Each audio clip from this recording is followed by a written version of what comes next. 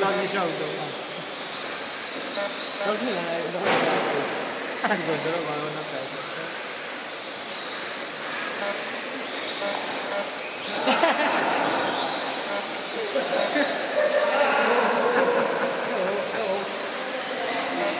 Átvette? Hát, ott van tényleg, ezt látom.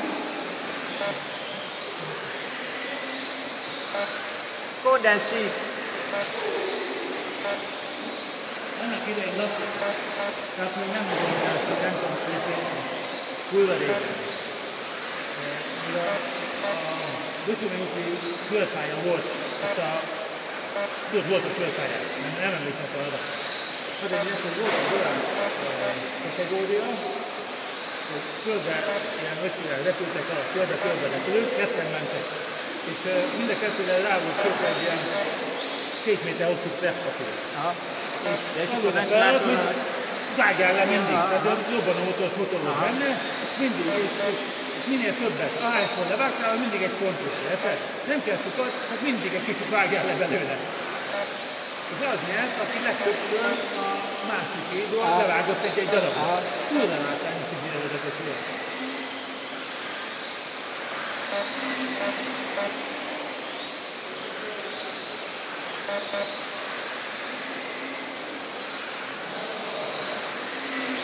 Meghiszták a csinálni, úgy mentek körbe a pályán, hogy egyik fent ment, másik meg alul, és akkor nyomon fel, tehát hihetetlenül látták a szóval, és olyan kísért csinált el.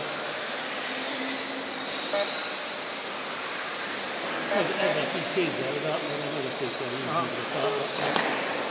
Csak a visszinteskedőség a cselszönzet, mert egy másik volt.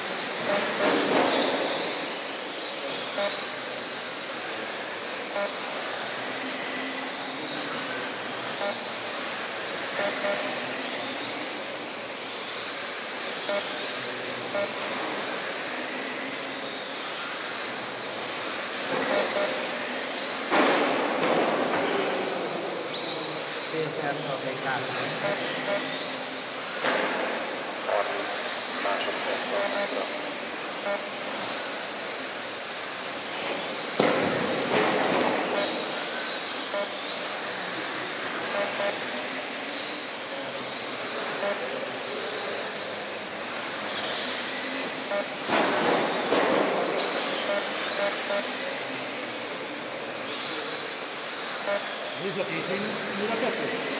Aha. Nem, a... Nem a készén, mire kettő? Aha. Most van 3. Zoli befutott, Tibi is befutott, Ádi Vince is befutott, Béla is.